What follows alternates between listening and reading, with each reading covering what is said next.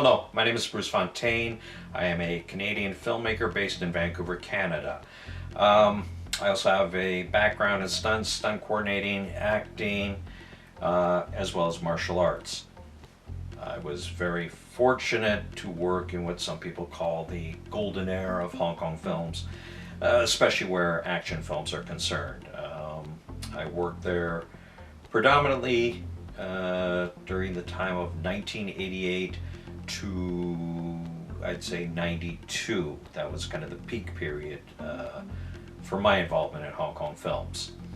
I started martial arts back in the 70s. I'm a product of the Bruce Lee and Kung Fu TV series era. When I was a young boy at that time, Bruce Lee movies were hitting all the theaters. The Kung Fu TV series was on, and so it exposed young guys like myself to martial arts more so than probably ever before. So I became encouraged to try out martial arts, Chinese martial arts in particular. I was introduced to a Chole Fat school, that's a type of Chinese Kung Fu, through some Chinese Canadian friends, and joined a school run by a someone who's considered a pioneer in Vancouver, I guess, a gentleman named Master Wong Ha. During that time, one of the things that I spent a lot of time doing was going to the Chinatown theaters on the weekends. You had Golden Harvest, Shaw Brothers, and Sun Sing. What became very popular at that time was, of course, the Kung Fu comedies. I was introduced to those when Snake and the Eagle's Shadow and Drunken Master by Jackie Chan came out. Also at that time, the Jet Li films came out, and coincidentally in Vancouver, we had what would essentially be our first wushu coach arrive from China. A gentleman who was also considered a pioneer in Canada named Leung Xiaoyu. So I went and started to train wushu. I qualified for the 1986 Canadian national team, which took me to Tianjin, China for the second international wushu championships in 1986. Prior to going to Tianjin, we stopped off in Hong Kong, and I was invited along with one of the other team members to participate in a variety show called Enjoy Yourself Tonight. So I did a little, kung fu performance for the TV people. I had a couple people that were part of the cast for Enjoy Yourself Tonight comment to me that, wow, you should think about doing some work here in Hong Kong. I shipped back to Canada and resumed wushu training. Also around that time, there was another film that was out. It was called Armour of God, which some of you will know as the prequel to the Jackie Chan film Operation Condor, and I also say that's kind of strangely karmic for me. Anyways, I saw that film, and there was a young lady I was kind of dating at the time, and she knew how much I really was into the Hong Kong film stuff, and it was kind of a secret dream I had been harboring. And she actually turned to me during the film and said, if you really want to go, you should probably just get more serious about it. And as has often been the case in my life, sometimes I'll just click and say, all right, gosh, I'm just going to do this. So I made it my goal to head off to Hong Kong. I started taking acting lessons. I started to change my training to adapt to what I thought would be more suitable for film. I also started to save up money. I had a friend that I used to be a roommate with. He actually was back in Hong Kong, so I reached out to him. He offered to let me stay with him for a little while. I had a letter of introduction through one of my wushu students' families, knew an older generation actor. I believe his name was Li Pengfei. So they gave me an introduction letter, which I was supposed to take to a company called Cinema City. Anyways, within a year of making that decision, I literally got on a plane and shipped off to Hong Kong.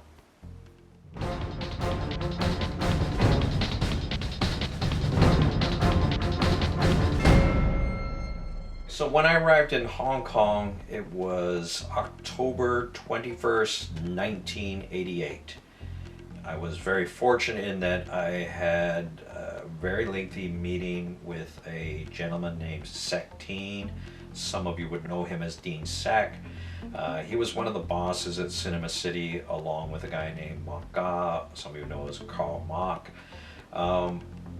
He was actually really super gracious with me. Spent a lot of time saying, well, you need to get some headshots. You have no headshots. You need to get some sort of a resume. I got also invited at that time to take part in Aces Go Places. But I gotta say, I didn't usually like to talk about it in the past, but that day was disastrous for me. Having never done a film fight and dealing with language issues, they put me in a scene where they said, you're gonna fight with Carl Mock. And there were a couple other people in that scene, but they had this one part where after I had arrived on set, I literally sat around, I think for like 8 hours waiting for something to happen. Then they pulled me up and say, you're gonna do this scene, we want you to run and do a kick.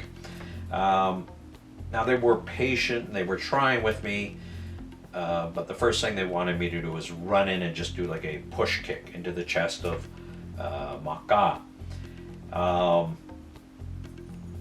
There were probably like 6 different directors, and I gotta say, combined with my inexperience with film fighting and combined with not being sure which person to follow directions, because one stunt guy would tell me one thing, one stunt guy would tell me another thing, so I had like these 6 different guys giving me direction. Well, long story short, I kicked Maka one time a little too hard and caught him in the throat. I was quietly and discreetly let go.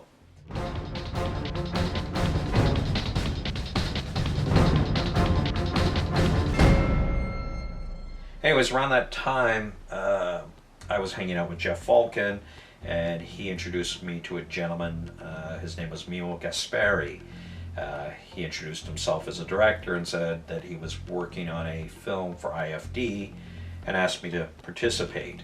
I didn't know of IFD at that time, and those of you who do know about IFD will know it's not the same as the mainstream Hong Kong bigger budget films.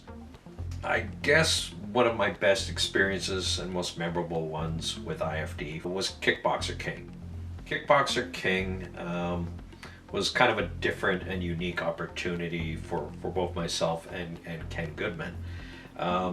There were 2 young men that worked at IFD at the time, Alton Chung and a fellow named Vincent. I can't remember his last name right now, but they were both young Hong Kong men that had gone to America to go to film school and were just getting their start back in Hong Kong at IFD. Anyways, we worked with them quite a number of times, and they're always really good with us guys. They approached me and Ken and said, hey, do you guys want to try to do something a little bit more than you normally do? And by that they explained that they wanted us to help them with the fight choreography. They also wanted us to actually help them a little bit on developing the script and the concept. Essentially what they wanted to do was kind of an IFD take on Rocky III. So we helped them with the dialogue, we helped them with working out the script. We actually all sat together one night and watched Rocky III together to get inspiration. And then they went about and probably was one of their bigger, more loftier aspirations in terms of films for IFD. Anyways, it was great fun. There were, of course, problems. One of the funny things that happened was on day 1 of filming, we did the training sequence, and they took myself out to an area, it was near a reservoir or a dam of some sort, and this was at the hottest time of year. It was like August in Hong Kong, and unlike Hollywood films where they have trailers or tents, they had nothing. They needed to have an umbrella, and I had a tank top on during the training sequence, and unbeknownst to everybody, I got sunburned. And the very next day was the boxing sequences.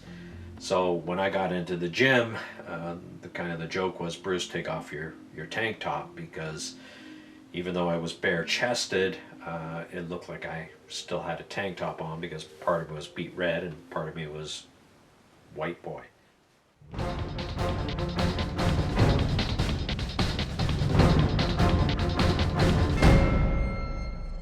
So for those of you out there that obviously are fans of Hong Kong films and of Jackie Chan, you'll most likely know the film Operation Condor, which myself and many of the other Westerners working there at the time were involved in.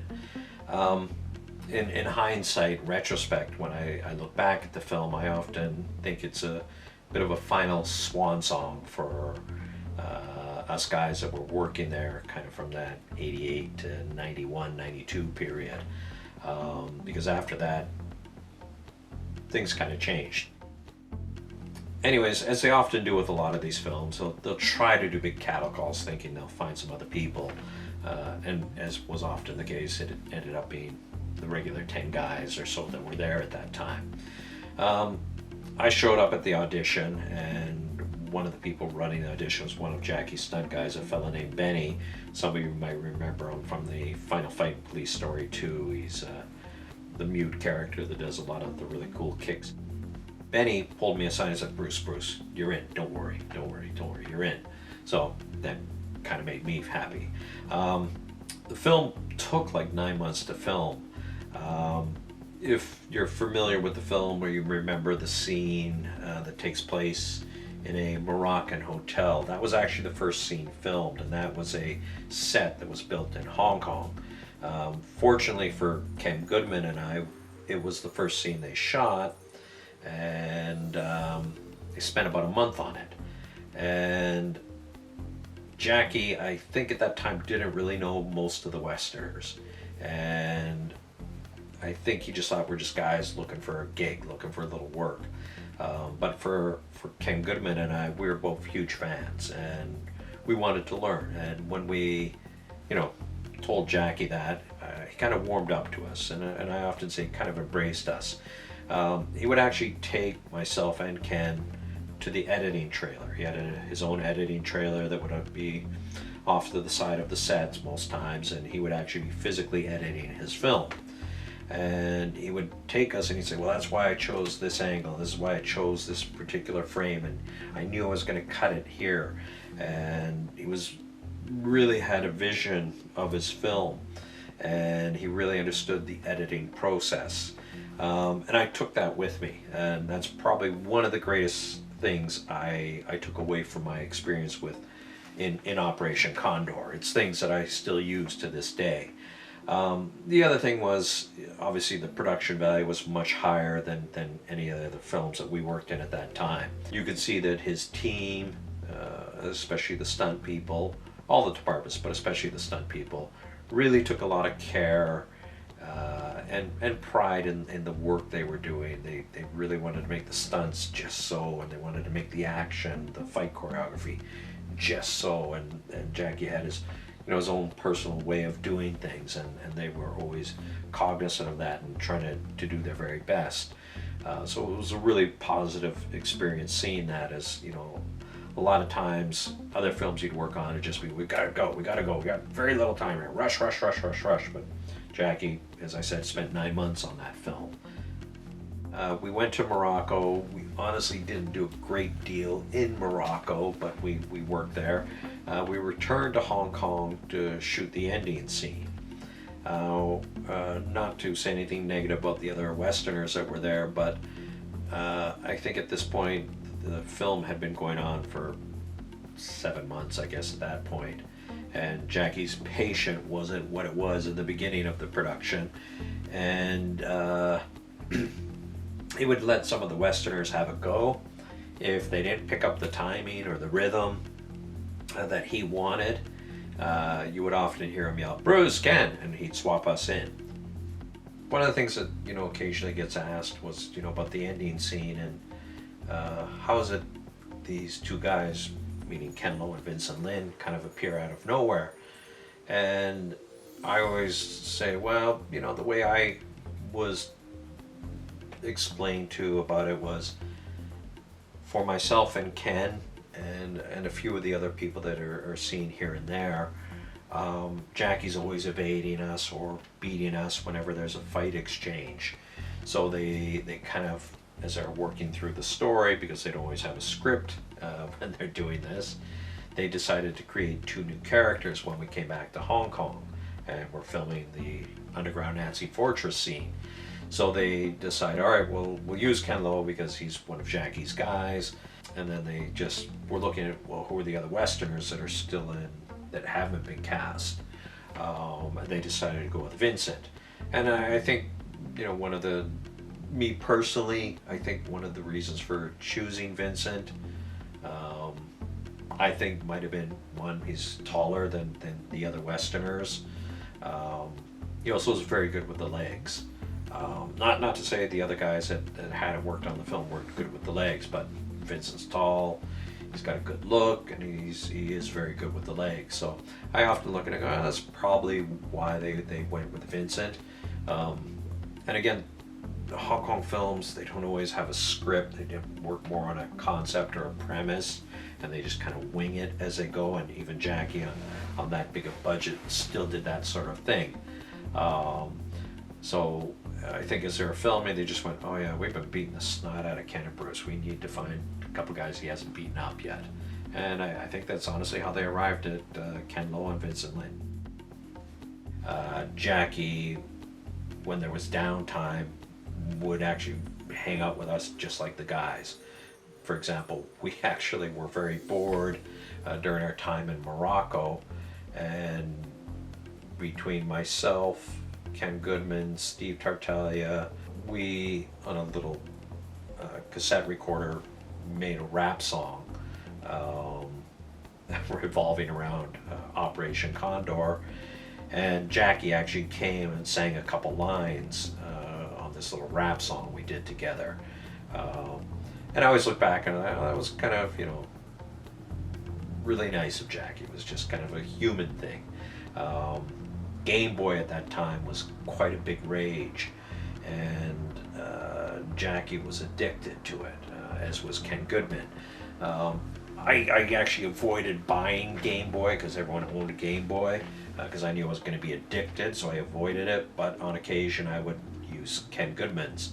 And one day I was in the single trailer for Operation Condor playing the game, and I was having trouble with a level, and Jackie was looking over my shoulder and he could see I was having trouble with the level, and he just snatched it out of my hand and went, and said, there, I got you to the next level.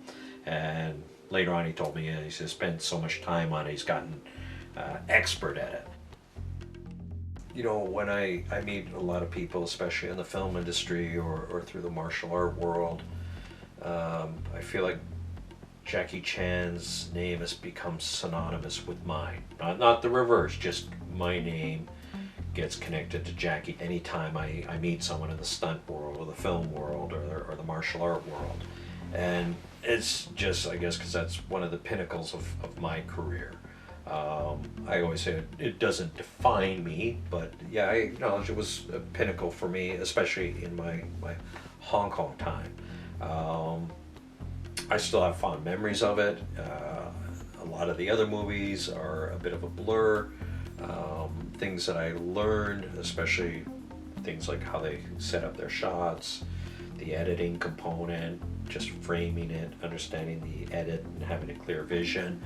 I learned all of that from my time on Operation Condor, and I do apply that even now. But it still remains, for me, the pinnacle of my film career during my time in Hong Kong.